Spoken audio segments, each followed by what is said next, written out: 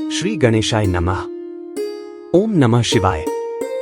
आप सुन रहे हैं शिव पुराण श्री रुद्र संहिता पंचम खंड के 31वें अध्याय से 35वें अध्याय तक। आप सुनेंगे इस एपिसोड में शिवजी द्वारा देवताओं को आश्वासन, पुष्पदंत शंखचूड़ वार्ता, भगवान शिव की युद्ध यात्रा, शंखचूड़ की युद्ध यात्रा, शंखचूड़ के दूत और शिवजी की वार्ता।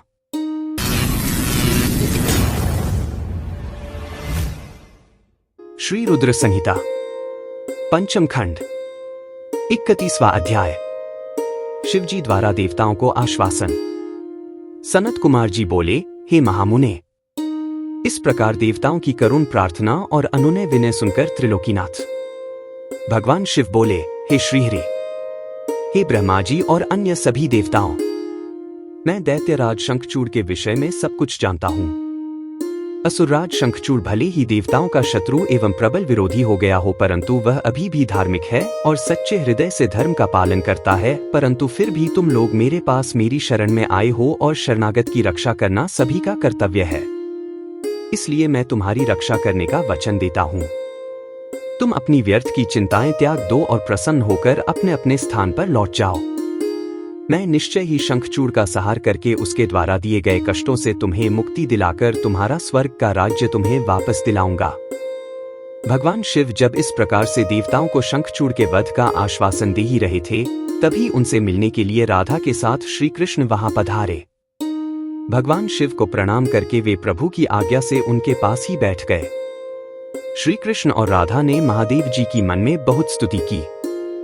जब भगवान शिव ने उनसे उनके आने का कारण पूछा, तब श्री कृष्ण बोले, हे कृपा निधान, दया निधि, आप तो सब कुछ जानते हैं। आप ही इस जगत में सनाथ हैं। आप तो जानते ही हैं कि मैं और मेरी पत्नी दोनों ही शाप भोग रहे हैं। मेरा पार्षद सुदामा भी शाप के कारण दानव की योनि में अपना जीवन जी रहा है। आप भक्त वत्सल हैं।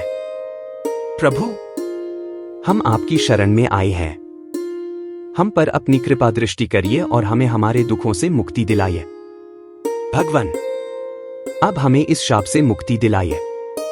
भगवान श्री कृष्ण की इस प्रार्थना को सुनकर देवाधिदेव महादेव जी बोले, हे कृष्णा, आपको डरने की कोई आवश्यकता नहीं है। निश्चय ही आपका कल्याण होगा। आप शाप के अनुसार 12 कल्प तक इस शाप को भोगने के पश्चात ही राधा सहित अपने निवास बैकुंठ लोक को प्राप्त होगे। आपका सुदामा नामक पार्षद इस समय दानव योनि में शंखचूड़ के रूप में सभी को दुख दे रहा है। इस समय वह देवताओं का प्रबल विरोधी और शत्रु है। देवताओं को उसने बहुत कष्ट दिया है। उनका राज्य छीनकर उन्हें बंदी बना लिया है। तब भगवान शिव बोले कि मैं आपके दुखों और कष्टों को समझता हूं। अब आपको चिंता करने की कोई आवश्यकता नहीं है, अतः सब कुछ भुला दो। तब उन्होंने ब्रह्मा जी और श्री हरि विष्णु को आदेश दिया कि वे वहां से जाकर अन्य देवताओं को समझाएं कि वे निश्चिंत हो जाएं। मैं उनकी इच्छा अवश्य पूरी करूंगा और उन्हें शंखचूड़ के भय से मुक्त कराऊंगा। भगवान शिव के ये अमृत वचन सुनकर श्री कृष्ण, राधा, ब्रह्मा जी सहित श्री हरि विष्णु को बहुत संतोष हुआ। तब वे उन्हें हाथ जोड़कर प्रणाम करने लगे। तत्पश्चात भगवान शिव से आज्ञा लेकर सभी प्रसन्नतापूर्वक अपने अपने स्थान को चले गए। श्री रुद्र संहिता पंचम खंड 32वां अध्याय। पुष्पदंत शंखचूड़ वार्ता। व्यास जी बोले, हे ब्रह्मापुत्र सनत कुमार जी, जब देवाधिदेव महादेव जी ने ब्रह्मा, विष्णु और देवराज इंद्र सहित श्री कृष्ण को शंखचूड़ के वध का आश्वासन दिया, तब सब देवता प्रसन्न होकर उनसे विदा लेकर अपने अपने धाम को चले गए। तब आगे क्या हुआ? भगवान शिव ने क्या किया? व्यास जी का प्रश्न सुनकर सनत कुमार जी बोले, हे महामुने, भगवान शिव के आश्वासन देने पर कि वे असुरराज शंखचूड़ का वध करेंगे, सभी देवता अपने अपने स्थान को चले गए। तब भगवान शिव ने विचार किया कि क्या किया जाना चाहिए।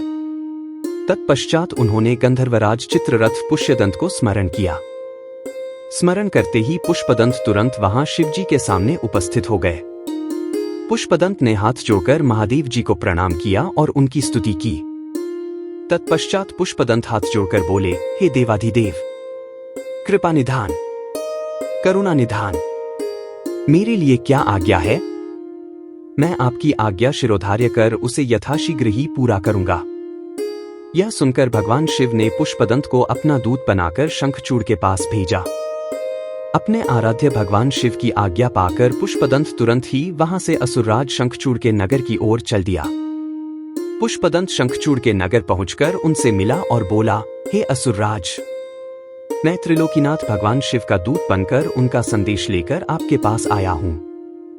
उन्होंने कहा है कि आप यथाशीघ्र देवताओं को उनका राज्य वापस सौंप दें, अन्यथा भगवान शिव के साथ युद्ध करें। युद्ध में उनके हाथों आपका वध निश्चित है। मैंने भगवान शिव के सभी वचन आपसे कह दिए हैं। आप जो संदेश उन्हें देना चाहें मुझे बता दें, मैं आपका संदेश भगवान शिव तक पहुंचा दूंगा।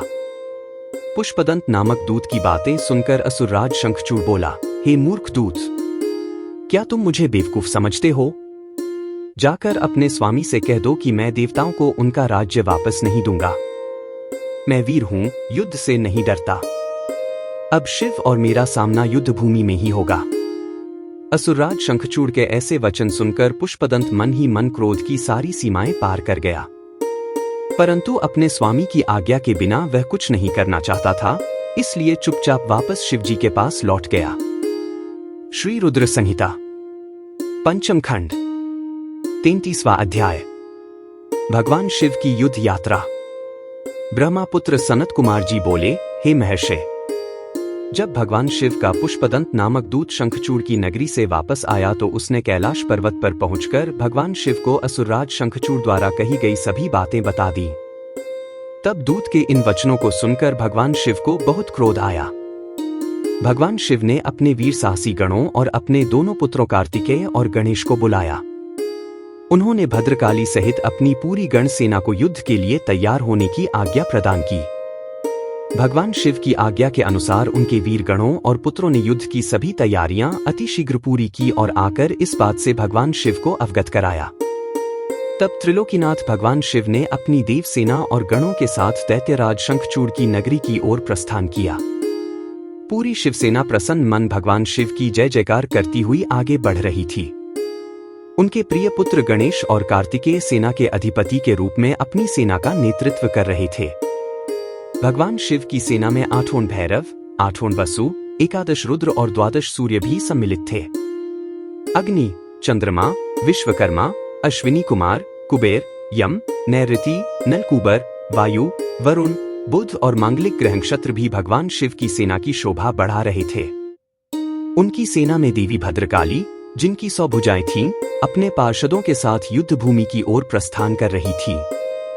भद्रकाली देवी की जीभ 1 योजन लंबी और चलायमान थी।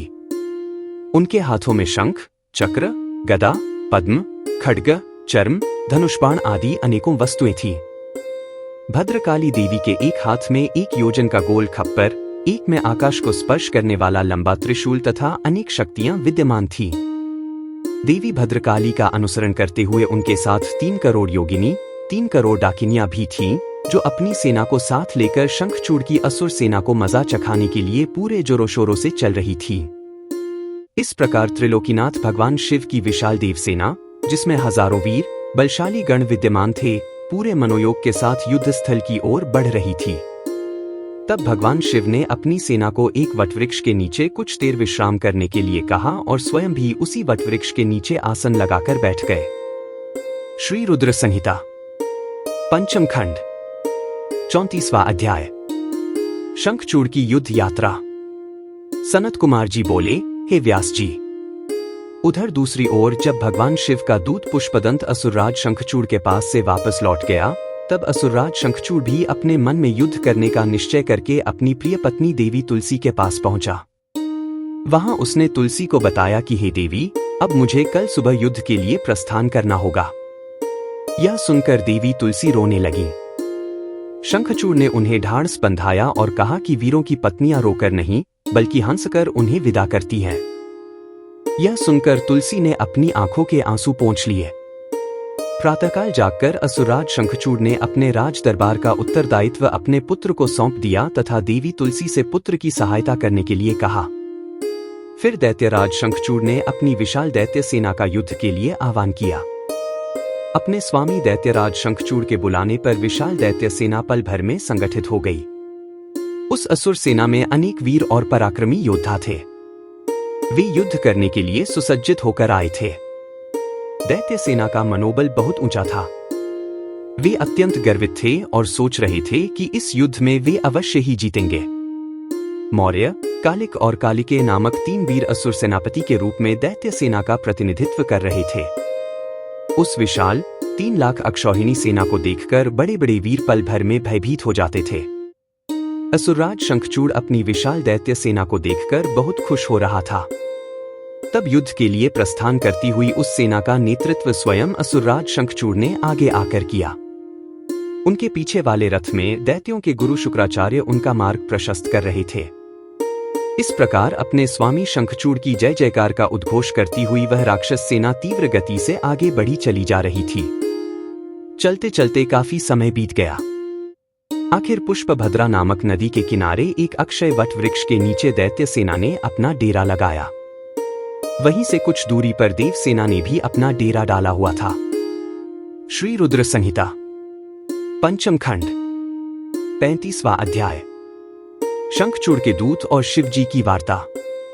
सनत कुमार जी बोले, हे व्यास जी, जब इस प्रकार देवताओं की सेना लेकर भगवान शिव और राक्षसों की सेना के साथ असुरराज शंखचूड़ अपने अपने निवासों को छोड़कर युद्ध करने के लिए यात्रा करते करते रास्ते में रुक गए और दोनों सेनाएं कुछ ही दूर पर रुकी थीं, तब दैत्यराज शंखचूड़ ने अपने एक दूत को संदेश देकर भगवान शिव के पास भेजा। दैत्यराज शंखचूड़ का वह दूत भगवान शिव के पास पहुंचा और बोला, हे शिव, मैं दैत्यराज शंखचूड़ का दूत हूं और उनका संदेश लेकर आपके पास आया हूं। मेरे स्वामी ने कहलवाया है कि वे यहां आ गए हैं। अब आपकी क्या इच्छा है? तब दैत्यराज के उस दूत से शिवजी बोले, दूत, तुम जाकर अपने स्वामी शंखचूड़ से कहो कि देवताओं के साथ शत्रुता छोड़कर उनसे मित्रता कर लो। उनका हड़पा हुआ राज्य उन्हें वापस कर दो और तुम सुखपूर्वक अपने राज्य पर शासन करो।